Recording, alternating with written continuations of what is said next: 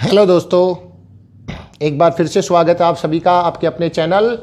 और एक बहुत ही प्यारी सी सुबह आप लोगों के तैयारी करने का इंतज़ार कर रही है और उसी बीच आप लोगों के सामने लेकर आए हैं अम्ल, क्षारक और लवण वाले लेसन में से अगला टॉपिक। आज हम पढ़ने जा रहे हैं लवण के बारे में दोस्तों, साल्ट। कोई पूछे लवण होते क्या हैं, तो हमने उदासीनीकरण अभिक्रिया की बात की थी। अम्ल और क्षारक आपस में अभिक्रिया करके अम्ल और क्षारक अपने अपने गुणों को नष्ट कर देते हैं और लवण बनाते हैं। बस वही क्या है, लवण है। That's the salt. साल्ट हम बनाते हैं तब हम अम्ल और क्षारक की अभिक्रिया करवाते हैं दोस्तों। किसकी अभिक्रिया करवाते हैं? अम्ल प्लस क्षारक। इनकी रिएक्शन से आपको पता है बनता है लवण और साथ में बनता है जल। ये जो लवण बनता है, इसके बनाने के लिए हमने जो अम्ल और क्षारक उपयोग में लिए हैं, उन अम्ल और क्षारक की जो कैपेसिटी है, जो प्रबलता है, उनके बेस पर लवण तीन प्रकार के होते हैं: उदासीन लवण, अम्लीय लवण और क्षारकीय लवण। तो दोस्तों सबसे पहला अपना है उदासीन लवण। उदासीन लवण वो लवण होगा जिसकी पीएच वैल्यू 7 होगी। जिसकी पीएच वैल्यू क्या होगी? 7 होगी। उदासीन लवण की पीएच 7 होती है। अब उदासीन लवण बनता कैसे है? उदासीन लवण बनेगा आपका प्रबल अम्ल और दोस्तों प्रबल क्षार जब आपस में क्रिया करेगा, प्रबल अम्ल और प्रबल क्षार जब आपस में क्रिया करेगा, दोनों स्ट्रांग हो, तो वहां पर आपको जो लवण मिलेगा वो लवण उदासीन लवण होगा, जिसकी पीएच वैल्यू कितनी होगी दोस्तों? 7 होगी। मैं एक एग्जांपल आपको देता हूं, HCl हाइड्रोक्लोरिक अम्ल प्लस NaOH अभिक्रिया करके NaCl प्लस H2O।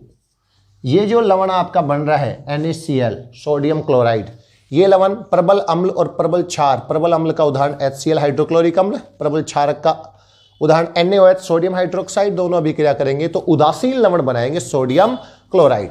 तो ये एक एग्जांपल हो गया उदासीन लवण का। ठीक है दोस्तों। उसके बाद हम बात करें अम्लीय लवण। तो दोस्तों अम्लीय लवण की जो पीएच का मान होगा, वो पीएच का मान 7 से कम होगा। पीएच का मान 7 से क्या होना चाहिए? कम, क्योंकि 7 से 0 की तरफ ही तो अम्लीय गुण बढ़ता है। पीएच इसके लिए याद कीजिए। तो ये कब बनेगा? अब दोस्तों जब अम्ल और क्षारक क्रिया कर रहे हैं तो हमें अम्ल कैसा लेना है? अम्ल थोड़ा ज्यादा प्रबल हो और क्षारक थोड़ा दुर्बल हो, तो वहां जो लवण बनेगा उसमें अम्ल के कुछ गुण विलयन में रह जाएंगे। तो यहां पर देखिए क्या होगा, प्रबल अम्ल और दुर्बल क्षारक जब क्रिया करेंगे तो आपको जो लवण, आपको यही तो बताना है उदासीन लवण कब बनता है? प्रबल अम्ल और प्रबल क्षारक की क्रिया से। ये एग्जांपल हो गया। अम्लीय लवण कब बनता है? प्रबल अम्ल और दुर्बल क्षारक की क्रिया से। यहां पर क्योंकि प्रबल क्या है? अम्ल, तो जो लवण बनेगा उसके अंदर कुछ गुण किसके रह जाएंगे? अम्ल के रह जाएंगे। जैसे अपना HCl हो और अमोनियम हाइड्रोक्साइड NH4OH, जब इनकी क्रिया होगी तो NH4Cl प्लस H2O। समझना दोस्तों, HCl प्रबल अम्ल है, अमोनियम हाइड्रोक्साइड NH4OH ये एक दुर्बल क्षारक है। जब इनकी क्रिया होती है तो अमोनियम क्लोराइड लवण बनता है। ये हो गया आपका अम्लीय लवण का एग्जाम्पल। उसके बाद दोस्तों हम बात करें क्षारीय लवण। अब आप समझ गए होंगे, बताइए क्षारीय लवण की पीएच क्या होगी?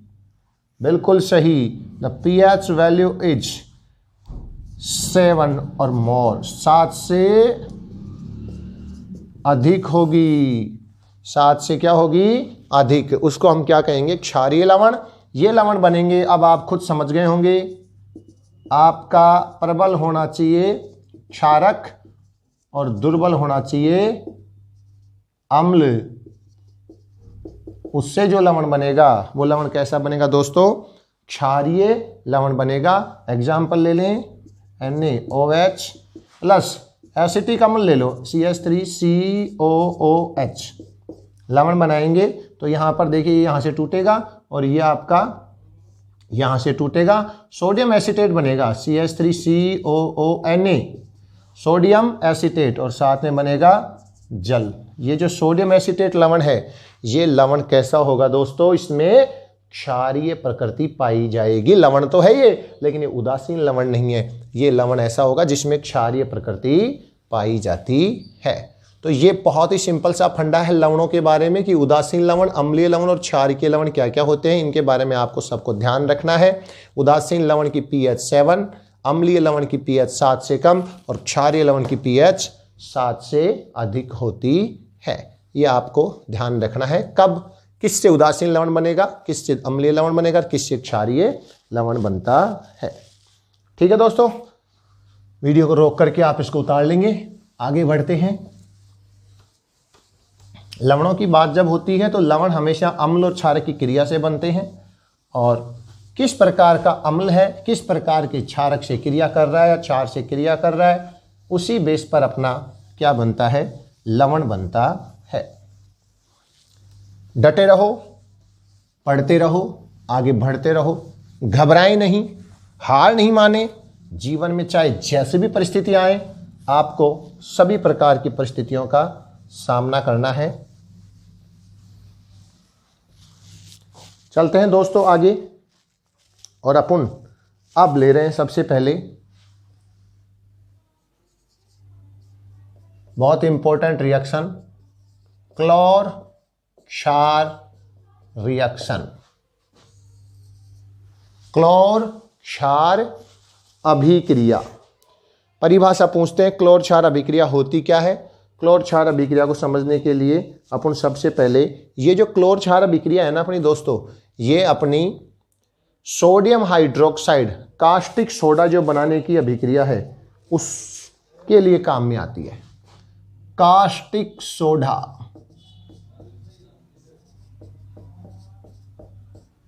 कास्टिक सोडा जिसका फॉर्मूला होता है NaOH। नाम तो आप सब जानते होंगे, सोडियम हाइड्रोक्साइड। सोडियम हाइड्रोक्साइड का जो जनरल नेम है दोस्तों वो है कास्टिक सोडा। बहुत महत्वपूर्ण है, याद रखें। लास्ट में सारे जितने भी नाम है वो मैं आपको लिखवा दूंगा सूत्र के साथ में। तो किस प्रकार से इसको हम क्लोर क्षार अभिक्रिया को बनाते हैं, तो इस अभिक्रिया में करते क्या है दोस्तों, नमक का जलीय विलयन NaCl प्लस H2O जलीय विलयन में जब विद्युत की सप्लाई करते हैं दोस्तों, किसकी सप्लाई करते हैं, विद्युत की सप्लाई क्या करेंगे, विलयन लेंगे, कोई पात्र में विलयन को डालेंगे, उसमें 2 इलेक्ट्रोड लगाएंगे, एक एनोड होगा एक कैथोड होगा, और जब अभिक्रिया होगी, ये जलीय विलयन है सोडियम क्लोराइड का, जब अभिक्रिया होगी तो आपको मिलेगा कास्टिक सोडा, साथ में मिलेगी आपको क्लोरीन गैस और साथ में मिलेगी बच्चों हाइड्रोजन गैस।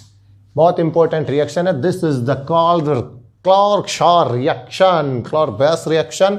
इसमें इसका नाम क्लोर क्षार अभिक्रिया क्यों पड़ा है, क्योंकि देखो ये तो बन गया क्षार और ये बन गई क्लोरीन।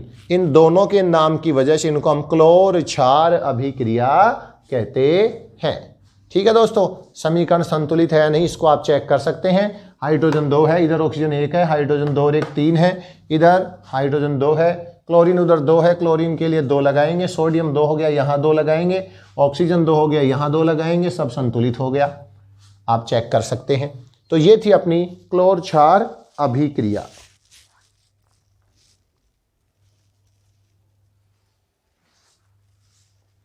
इस अभिक्रिया में जो सोडियम हाइड्रोक्साइड, देखो क्लोरीन और हाइड्रोजन का तो सिंपल सा फंडा है।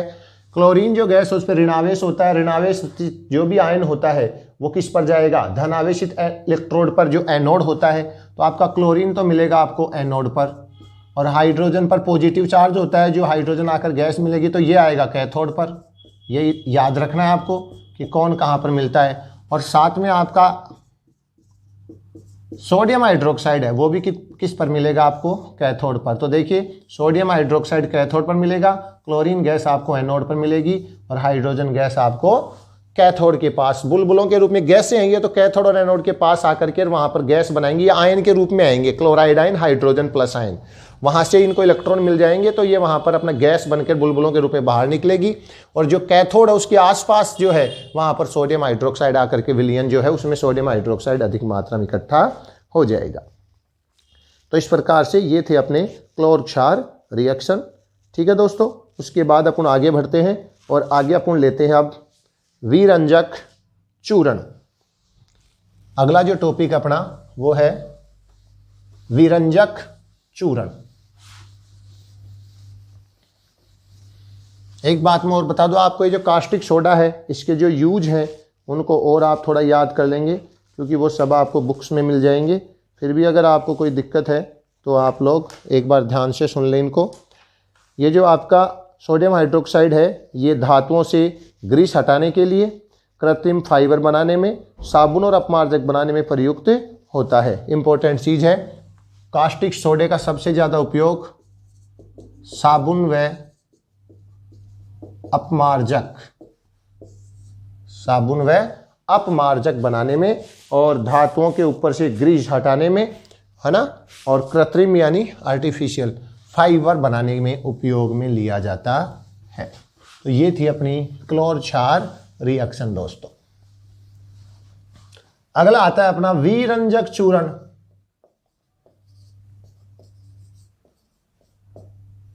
विरंजक चूर्ण मैं आपको बता दूं, इंपॉर्टेंट 2022 बोर्ड एग्जाम और किसी भी कंपटीशन एग्जाम में आप इसको बहुत ज़्यादा मिस करते होंगे, मिलता रहता होगा आपको।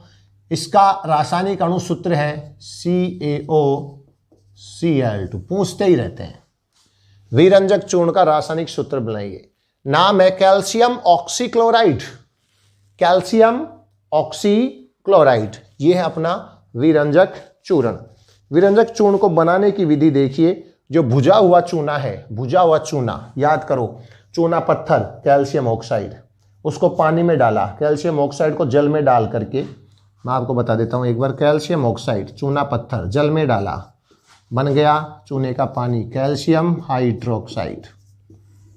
बनता है या नहीं बनता बताओ?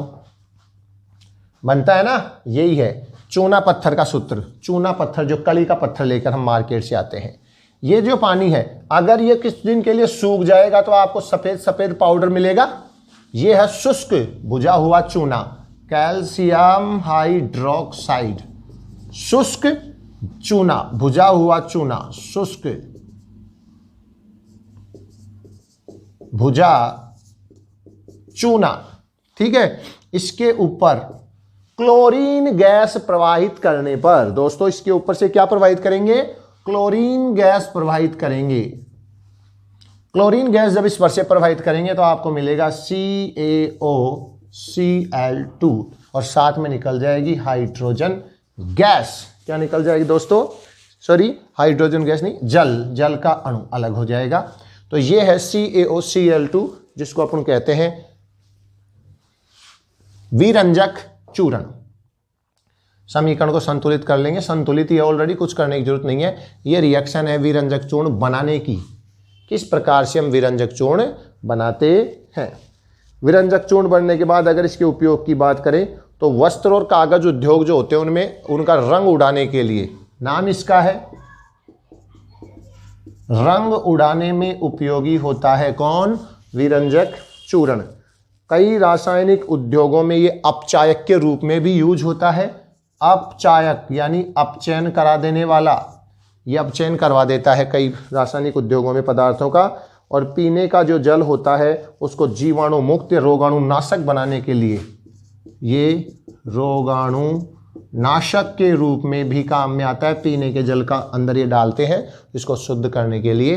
तो ये होता है दोस्तों अपना विरंजक चूर्ण और इसको बनाने की विधि, इसका अणुसूत्र बहुत इंपॉर्टेंट है और इसके साथ में इसके कुछ उपयोग। ओके दोस्तों, ये था अपना विरंजक चूर्ण। नेक्स्ट इसके बाद हम लेते हैं अगला अपना औद्योगिक पदार्थ बेकिंग सोडा। बेकिंग, कई लोग इसको बैंकिंग सोडा बोलते हैं, वो नहीं सही है, बेकिंग सोडा।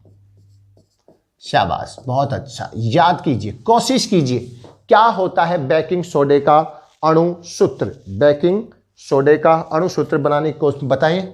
शाबाश, very good. NaHCO3 sodium bicarbonate, नाम सोडियम बाई बोल दो, चाहे हाइड्रोजन बोल दो, हाइड्रोजन कार्बोनेट। क्यों दोस्तों? सोडियम हाइड्रोजन कार्बोनेट या सोडियम बाई कार्बोनेट बोल सकते हैं आप इसको, एक ही बात है। इसको बनाने के लिए किस प्रकार से इसको बनाते हैं, बड़े ही बहुत सारे इसमें अभिकारक हैं जो यूज हो रहे हैं, उन पे थोड़ा सा ध्यान देंगे। बेकिंग सोडा को बनाने के लिए अपने को सोडियम क्लोराइड, जल, अमोनिया और CO2 चाहिए।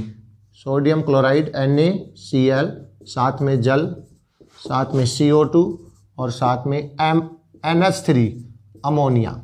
यहाँ पर दो उत्पाद आपको प्राप्त होंगे, जिसमें एक उत्पाद होगा अमोनियम क्लोराइड NH4Cl और दूसरा उत्पाद होगा NHCO3 sodium by carbonate, baking soda. Baking soda आपको प्राप्त हो जाएगा। समीकरण को चेक कर सकते हैं आप। हाइड्रोजन 4 1 5 है उधर, इधर 3 और 2 5 है। ऑक्सीजन 2 और 1 3 है, उधर 3 है। सोडियम 1 है, संतुलित है दोस्तों, कुछ करने की जरूरत नहीं है। बस ये ध्यान रखें कि ये चीज़ें आपको काम में लेनी होती हैं। ये सारे अभिकारक हैं, बेकिंग सोडा बनाने के लिए काम में आते हैं। ठीक है दोस्तों, ये एक दुर्बल असंस्कारक क्षारक होता है। खाना पकाते समय इसको गर्म करने पर एक अभिक्रिया होती है। जब इसको हम खाने में डालते हैं ना, बेकिंग सोडा खाने का सोडा भी कहलाता है दोस्तों, खाने का सोडा। जब इसको हम खाने में डालते हैं तो ये क्या होता है, गर्म होकर दोस्तों, इसको जब अपन खाने में डालते हैं तो ये गर्म होकर के और एक रिएक्शन के द्वारा क्या बनाता है, देखिए ध्यान से। सोडियम कार्बोनेट Na2CO3 साथ में वाष्प के रूप में जल बना देगा और CO2 गैस। देखिए दोस्तों, सोडियम कार्बोनेट बनता है, समीकरण को संतुलित करेंगे, 2 लगाएंगे, सोडियम 2 है, कार्बोनेट CO3 3 दूनी 6, 3 और 1 4 और 2 6, हाइड्रोजन 2 और इधर भी 2। चलो संतुलित हो चुका है। ये बनेगा दोस्तों, ध्यान देना, सोडियम बाइकार्बोनेट को गर्म करने पर, यानी जब हम खाने में डाल करके, आपने फुल्ली देखी है, पुचके खाते हैं आप लोग यहाँ पे दुकानों पे, जो फूले फूले से होते हैं ना, और उसके अलावा जो डबल ब्रेड रोटी बनाते हैं, उन सब के अंदर ये चीज़ें डाली जाती हैं। ये पदार्थ एक आप घर पे आप कहीं भी या फिर कहीं पे खाएं, छोले भटूरे, जिसमें जो भटूरा होता है वो फूलता है, तो उसमें यही प्रोसेसिंग होती है दोस्तों। ये डाला जाता है उसमें, जैसे ही वो तेल गर्म तेल में गिरता है तो ये अपघटित होकर इनमें टूट जाता है। और ये जो कार्बन डाइऑक्साइड गैस है, ये गैस क्या करती है, उसको फुला करके और उसमें से छिद्र कर करके निकलती है, जिससे वो स्पंजी हो जाता है। क्या हो जाता है, वो स्पंजी हो जाता है। तो ये इसकी एक रासायनिक अभिक्रिया है। इसके अलावा अगर अपन बात करें इसके उपयोगों की, तो ये सोडा अम्ल अग्निशामक के रूप में सोडा, ये और इसके साथ में एक पदार्थ और मिलाकर के जो अपने अग्निशामक यंत्र होते हैं उनमें होता है, उनमें उसका उपयोग किया जाता है। इसके अलावा अगर अपन बात करें, एंटी एसिड के रूप में इसका उपयोग किया जाता है। एंटी एसिड, जब हमें कभी आपको कोई मधुमक्खी काट ले, मधुमक्खी डंक छोड़ देती है, उसके अंदर अम्ल होता है, वहाँ पर आप बेकिंग सोडा लगा सकते हैं। बेकिंग सोडा लगाने से आपको वहाँ पर राहत मिलेगी, क्योंकि एक दुर्बल क्षारक है। दुर्बल क्षारक होने की वजह से उस अम्ल को उदासीन करने की कोशिश कर देता है। ठीक है दोस्तों, तो ये था अपना बेकिंग सोडा। ठीक, उसके बाद आगे बढ़ते हैं और अगला अपना सोडा है धावन सोडा। धावन सोडा, और धावन सोडा का जो सूत्र है दोस्तों, याद करो याद करो याद करो, सोडियम कार्बोनेट के साथ 10 जल के क्रिस्टलन अणु। अभी बात करेंगे क्रिस्टलन अणु होते क्या हैं। Na2CO3.10H2O, 10 क्रिस्टलन जल के अणु। ये अणु जो हैं ये साथ में होते हैं, ये होता है अपना धावन सोडा। धावन सोडा जो होता है, इसको बनाने के लिए आप वो यूज कर सकते हैं, सोडियम बाइकार्बोनेट अभी जो आपने पढ़ा था उसको गर्म कर दो। क्या कर दो दोस्तों, गर्म कर दो। आपको सोडियम कार्बोनेट मिलता है Na2CO3। यस सर, मिलता है जी, मिलता है। ये तो अलग कर देंगे दोनों चीजें। ये जो मिला इसका क्रिस्टलीकरण कर देंगे जल के साथ Na2CO3। दोस्तों अपने को 10 जल के क्रिस्टल अणु लेने हैं यहाँ पर यूज में, तो हम यहाँ पर इसका 10 जल के अणुओं के साथ क्रिस्टलीकरण कहलाता है दोस्तों। 10 जल के अणु ले लीजिए, साथ में इसकी अभिक्रिया करवा दीजिए और यहाँ पर लिख दीजिए क्रिस्टलीकरण। और आपको मिल जाएगा आपका वही पदार्थ जो ऊपर सूत्र लिखा हुआ है Na2CO3 डॉट 10H2O। तो दोस्तों इस प्रकार से क्या करते हैं, धावन सोडा बनाने के लिए सोडियम बाइकार्बोनेट को गर्म करते हैं। सोडियम बाइकार्बोनेट को गर्म करने पर आपको पता ही है विघटित हो जाता है इनमें। सोडियम कार्बोनेट जो मिला उसका जल के 10 जल के अणुओं के साथ क्रिस्टलीकरण करवा दिया जाता है, छोटे छोटे क्रिस्टल बन जाएंगे। ठीक है, सोडियम कार्बोनेट 10H2O ये बन गया आपका धावन सोडा। रासायनिक नाम कोई पूछे तो सोडियम कार्बोनेट। अब साहब इसका उपयोग ज्यादातर इसका उपयोग कहां किया जाता है, साबुन और अपमार्जक बनाने के अंदर किया जाता है, कागज उद्योग में। बोरेक्स, इसका उपयोग बोरेक्स के उत्पादन में किया जाता है, यह भी इंपॉर्टेंट चीज है। बोरेक्स, बोरेक्स एक रासायनिक पदार्थ होता है जिसको बनाने में हम धावन सोडे का उपयोग करते हैं दोस्तों। और कोई पूछे आपसे तो इसका सूत्र होता है बोरेक्स का Na2 बोरोन 4 O7, Na2B4O7, ये होता है बोरेक्स का रासायनिक फॉर्मूला। तो बोरेक्स बनाने के लिए धावन सोडे का उपयोग किया जाता है। घरों में साफ सफाई के लिए भी इसका उपयोग किया जाता है। और जल की स्थायी कठोरता, दो प्रकार की कठोरता होती है जल में, स्थायी कठोरता और अस्थायी कठोरता। स्थायी कठोरता को दूर करने के लिए धावन सोडे का उपयोग किया जाता है। जल की स्थायी कठोरता को दूर करने के लिए धावन सोडे का उपयोग किया जाता है। माय डियर स्टूडेंट्स, ये कुछ दैनिक जीवन में काम आने वाले रासायनिक पदार्थ थे जिनके बारे में हमने अध्ययन किया है। आप लोग इनको अच्छी तरह से समझ लेना। राजस्थान बोर्ड के पेपर में आपको निश्चित रूप से इनमें से कोई ना कोई सवाल जरूर मिलेगा। ज्यादातर तो इंपॉर्टेंट है इनके नाम, रासायनिक ये मार्केट के नाम दे करके, और आपको इसके रासायनिक अणुसूत्र या रासायनिक नाम पूछते हैं दोस्तों। ठीक है, या फिर इनके उपयोग आ सकते हैं, वो ध्यान में रखें। अगला है अपना ओए होए POP, pop, not, this is not pop, this is the plaster of Paris. Plaster of Paris my dear students. अब हम पढ़ने जा रहे हैं प्लास्टर ऑफ पेरिस। सबसे पहली बात कि प्लास्टर ऑफ पेरिस बनता कैसे है। जिप्सम का नाम सुना है कभी? Gypsum, gypsum CaSO4 calcium sulphate 2H2O, this is the gypsum. ये है अपना जिप्सम। जिप्सम को क्या किया जाता है दोस्तों, जिप्सम को एक निश्चित तापमान पर क्या किया जाता है, गर्म किया जाता है। और वो तापमान जो है वो आपको याद रखना है 373 केल्विन, 373 केल्विन टेम्परेचर पर जब जिप्सम को किया जाता है गर्म, तो जिप्सम अपने अंदर से कुछ जल को भाई गर्म करेंगे। ये जल के अणु जो है वो क्रिस्टलन जल के अणु है, जब गर्म करेंगे तो जल तो भाप बन के निकलेगा। तो आपका जो जिप्सम है उसमें कैल्शियम सल्फेट के साथ जो 2 जल के अणु थे उसके बजाय वहां पर सिर्फ आधा जल का अणु रह जाता है दोस्तों, और 1.5 जल का अणु, 1/2 जल का अणु क्या हो जाता है, भाप बनकर उड़ जाता है।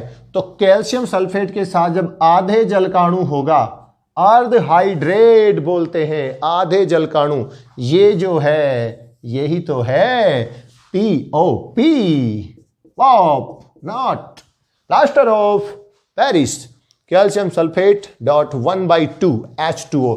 तो POP का आपका फॉर्मूला होता है, याद रखेंगे, CaSO4 डॉट 1/2 H2O। और जिप्सम का होता है कैल्शियम सल्फेट के साथ 2 जल के अणु, जबकि POP में होता है आधा जल का अणु। इस प्रकार से बनाया जाता है कैल्शियम सल्फेट के साथ अर्ध हाइड्रेट, इसको बोलते हैं कैल्शियम सल्फेट का अर्ध हाइड्रेट।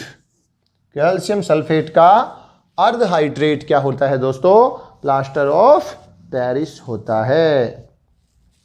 अगर इस प्लास्टर ऑफ पेरिस को वापस हम क्या करें, कुछ जल मिला करके, जल की मात्रा इसमें निश्चित अनुपात में अगर जल मिला देंगे तो रिएक्शन उल्टी भी हो सकती है। यहां पर अगर हम देखें तो आप प्लास्टर ऑफ पेरिस को 1.5 जल का अणु अगर इसके साथ जोड़ दोगे तो आपको जिप्सम भी मिल जाएगा। जिप्सम से आपको प्लास्टर ऑफ पेरिस तो मिलेगा 373 केल्विन पर। और अगर आप इसमें क्या करते हैं, आप जब देखते हो POP लेकर के जब प्लास्टर करते हैं तो ऐसे तो करते हैं, जिप्सम बन जाता है, बड़ा ही हार्ड होता है वो, है ना। जो टूटी हुई हड्डियां होती हैं उनके ऊपर प्लास्टर करने की प्रोसेस, डॉक्टर उसको क्या करते हैं, जिप्सम वो लेंगे पीओपी, और उसमें निश्चित मात्रा के अंदर जल का एक निश्चित अनुपात में जल मिलाएंगे, इतना जल मिलाएंगे कहने का मतलब, ताकि वो 2H2O के रूप में हमारे को प्राप्त हो जाए। तो ये दोनों तरफ चलती हैं। इधर जब आप पीओपी से जब जिप्सम बनाएंगे तो 373 केल्विन की आवश्यकता नहीं है, ये तो आपको इसको तोड़ने के लिए जिप्सम को जब पीओपी में बदलते हैं तब आवश्यकता है दोस्तों।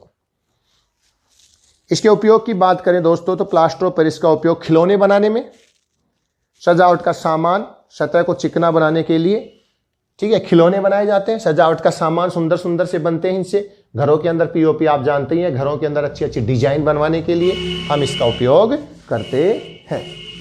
क्लियर है दोस्तों यहां तक? तो ये बहुत इंपॉर्टेंट है जिप्सम और पीओपी का फॉर्मूला।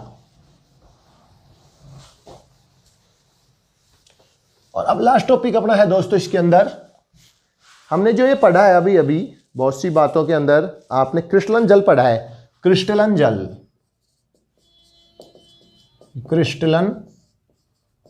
जल। ये जल होता क्या है? जो क्रिस्टलन जल है ये कहते किसे हैं, ठीक है? तो इसको कहते हैं, ध्यान से परिभाषा, लवण के सूत्र इकाई। जो हम कोई भी लवण लिखते हैं, फॉर एग्जांपल जैसे हमने अभी ये लवण लिखा था सोडियम कार्बोनेट Na2CO3 और इसमें हमने 10H2O लिखा था ना, तो ये लवण का एक सूत्र इकाई है, ठीक है? सूत्र इकाई में जल के, सूत्र इकाई में जल के, किसके? जल के निश्चित अणुओं की संख्या, जल के निश्चित अणुओं की संख्या को मतलब क्रिस्टलन जल कहते हैं। लवण के सूत्र इकाई में, कोई भी लवण का हम सूत्र लिखते हैं तो उसके सूत्र इकाई में, जैसे हमने ये लिखा CaSO4 2H2O, यहां फिक्स है तो ये जिप्सम होगा, ये आपका होगा कास्टिक, ये सॉरी धावन सोडा होगा। जैसे आपने लिखा कैल्शियम सल्फेट, आधा जल का अणु, तो ये आपका पता है जब आधा जल का अणु है तो ये पीओपी होगा। जैसे आपने लिखा CuSO4 5H2O, तो यहाँ पर ये कॉपर सल्फेट है, ये नीला होता होगा। अगर ये जल यहाँ से भाप के रूप में निकाल दिया जाएगा गर्म करके तो फिर ये नीला नहीं रहेगा, इसका रंग नीला समाप्त हो जाएगा। तो क्रिस्टलन जल बहुत महत्वपूर्ण है। क्रिस्टलन जल के कारण विशेष गुण होते हैं उसके अंदर। तो इस प्रकार से जल के सूत्र इकाई में लवण के सूत्र इकाई में जल के निश्चित अणुओं की संख्या को क्रिस्टलन जल कहते हैं भैया। क्लियर हो गया यहां तक? तो ये था अपना इंपॉर्टेंट लेसन। और अब लास्ट में आप लोगों के लिए आ रहा है कुछ रासायनिक यौगिक और उनके सूत्र, नाम और सूत्र एक साथ आपके स्क्रीन पर आने वाले हैं।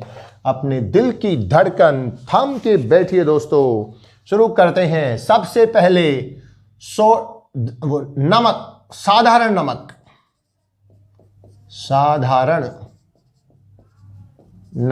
साधारण नमक का होता है फॉर्मूला NaCl, नाम सोडियम क्लोराइड। उसके बाद अपन बात करें कास्टिक सोडा, कास्टिक सोडे का सूत्र होता है NaOH, नाम है सोडियम हाइड्रोक्साइड।